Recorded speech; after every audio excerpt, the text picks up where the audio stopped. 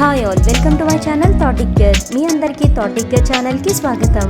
ఈ ఛానల్ మీకు పురాతన దేవాలయాలు, పురాణాలు మరియు పవిత్ర గ్రంథాలు, హిందూ ఆచారాలు, పండుగలు, పర్వదినాలు గురించి మరియు ఈ ఆచారాల వెనుక దాగి ఉన్న పరమార్థాన్ని తెలియజేస్తుంది. అంతేకాకుండా టీటీడీ మరియు ఇతర దేవాలయాలకు సంబంధించిన లేటెస్ట్ ఇంపార్టెంట్ ఇన్ఫర్మేషన్ని అందిస్తుంది. ప్రతి సంవత్సరం చైత్ర శుద్ధ పాడ్యమి రోజు ఉగాదిని ఎందుకు జరుపుకుంటామో, తెలుగువారి కొత్త సంవత్సరం ఉగాది ఎందుకు అయింది, ఈ రోజుకున్న ప్రత్యేకత ఏంటి, పూర్తి విశ్లేషణ ఈరోజు వీడియోలో. 2024 ఏప్రిల్ 8 సోమవారం కొత్త అమావాస్యతో శోభకృత్నామ సంవత్సరం పూర్తవుతుంది.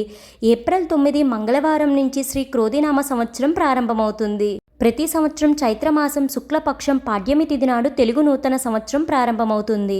పాడ్యమి తిథి ఏప్రిల్ 8 సోమవారం రాత్రి 11:50 ప్రారంభమై ఏప్రిల్ 9 మంగళవారం 8:30 గంటలకు ముగుస్తుంది. ఈ ఉగాది పండుగ గురించి మనకు తెలియని ఎన్నో ఆసక్తికరమైన విషయాలను ఇప్పుడు తెలుసుకుందాము. బ్రహ్మకల్పం ప్రారంభమైన మొదటి ఉగాది ప్రభవ, మొదటి ఋతువు వసంతం, మొదటి నెల చైత్రం, మొదటి తిథి పాడ్యమి, మొదటి వారం ఆదివారం. ఆ రోజే సృష్టి ప్రారంభమైంది. చైత్రమాసం శుక్లపక్షంలో సూర్యోదయం వేళకు పాడ్యమి తిథి ఉన్న రోజుకు ఉగాదిగా నిర్ణయిస్తారు. ఉగాదిలో ఉగా అంటే నక్షత్ర గమనం. నక్షత్ర గమనానికి ఆది ఉగాది అంటే సృష్టి ప్రారంభమైన దినమే ఉగాది. సృష్టికర్త బ్రహ్మకు పగలు అంటే మనుషుల లెక్క ప్రకారం 432 కోట్ల సంవత్సరాలు సుమారు. రాత్రి కూడా అంతే. అంటే ఆ బ్రహ్మకు ఒక రోజు అంటే 864 కోట్ల సంవత్సరాలన్నమాట. ఇక్కడ మీరందరూ బాగా అర్థం చేసుకోండి. ఆ సృష్టికర్త బ్రహ్మకు ఒక సంవత్సరం అంటే మన మానవ లెక్కల ప్రకారం 3,11,040 కోట్ల సంవత్సరాలు. సింపుల్గా చెప్పాలంటే దేవతల కాల ప్రమాణము మన మానవ కాల ప్రమాణానికి 300 రెట్లు ఎక్కువగా ఉంటుంది. ఇప్పటి వరకు 6 బ్రహ్మలు సృష్టి కార్యాలు ముగించారు. 7వ బ్రహ్మ ఇప్పుడు ద్వితీయ పరార్థంలో ఉన్నారు. అంటే ఇప్పుడు ఆయన వయసు 51 సంవత్సరాలు. కలియుగం ప్రమాదినామ సంవత్సరం చైత్ర శుద్ధ పాడ్యమి రోజు ప్రారంభమైంది. ఈ కల్పం ప్రారంభమై 197,29,49,114 సంవత్సరాలు పూర్తయింది.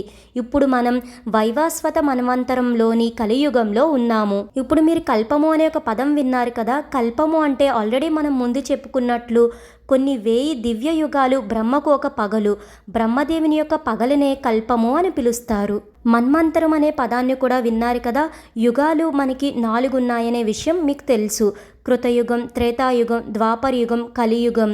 ఇలాంటి యుగ చక్రాలు రొటేషన్ గురించి తెలుసుకుంటే మీకు మన్వంతరాల గురించి తెలుస్తుంది. హిందూ పురాణాల ప్రకారం ఒక మనువు పాలన కాలాన్ని మన్వంతరంగా పిలుస్తారు. ఒక్కొక్క మన్వంతరంలో 30,84,48,000 సంవత్సరాల పాటు జరుగుతుంది.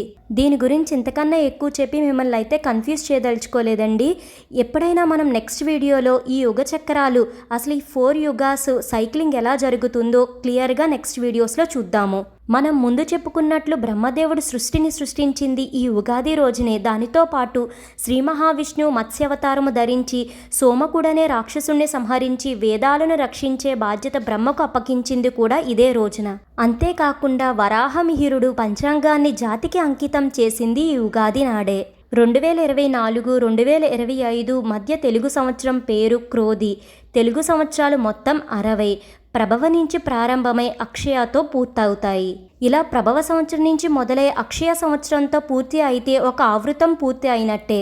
ఈ సంవత్సరాలకు పేర్లు పెట్టడం వెనుక విభిన్న వాదనలు ఉన్నాయి. శ్రీకృష్ణుడికి 16,100 మంది భార్యలు. వారిలో సందీపని అనే రాజకుమారికి 60 మంది సంతానం. వారి పేర్లే తెలుగు సంవత్సరాలకు పెట్టారని అంటారు.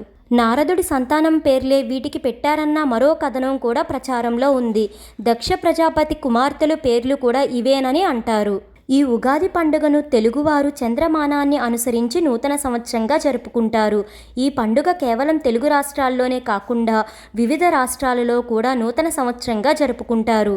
ఉగాది అంటే తప్పనిసరిగా అందరూ చేసేది పంచాంగ శ్రవణం. దాని గురించి ఒకసారి తెలుసుకుందాము. పంచాంగాల్లో 2 రకాలు ఉంటాయి. అందులో ఒకటి దృక్, రెండవది వాక్. వీటిలో ఖగోళ వస్తువులకు సంబంధించిన వాస్తవ పరిస్థితులను నిర్ణయించేటప్పుడు మొదటి దాన్ని అంటే దృక్ పంచాంగాన్ని వాడతారు. జ్యోతిష్య శాస్త్ర ప్రకారం గ్రహాల స్థానాల మార్పులను నిర్ణయించడానికి వాక్ పంచాంగాన్ని ఉపయోగిస్తారు. పురాణాల ప్రకారం పంచాంగ శ్రవణం అంటే కేవలం భవిష్యత్తు గురించి తెలుసుకోవడం మాత్రమే కాదు, శ్రీ మహావిష్ణువు అయిన కాలపురుషుని గురించి తెలుసుకునేందుకు, ఆయన్ని గౌరవించేందుకు పంచాంగ శ్రవణం చేస్తారు.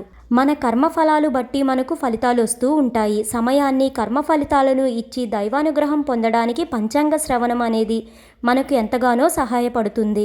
ఆల్రెడీ మనం ముందు చెప్పుకున్నట్లు పంచాంగం అనేది ఉగాది రోజునే వచ్చింది కనుక దానికి కృతజ్ఞతగా కూడా మనం పంచాంగ శ్రవణాన్ని చేస్తూ ఉంటాము. ఉగాది అనగానే మనందరికీ గుర్తొచ్చేది ఉగాది పచ్చడి. షడ్రుచుల సమ్మేళనమే ఈ ఉగాది పచ్చడి. తీపి, పులుపు, కారం, ఉప్పు, వగరు, చేదు అనే 6 రుచులు కలిసిన ఉగాది పచ్చడిని తింటూ ఉంటాము మనం ఉగాది రోజున. సంవత్సరం పొడుగునా ఎదురయ్యే మంచి చెడులను, కష్ట సుఖాలను సంయమనంతో స్వీకరించాలనే సందేశాన్నే ఉగాది పచ్చడి ఇస్తుంది.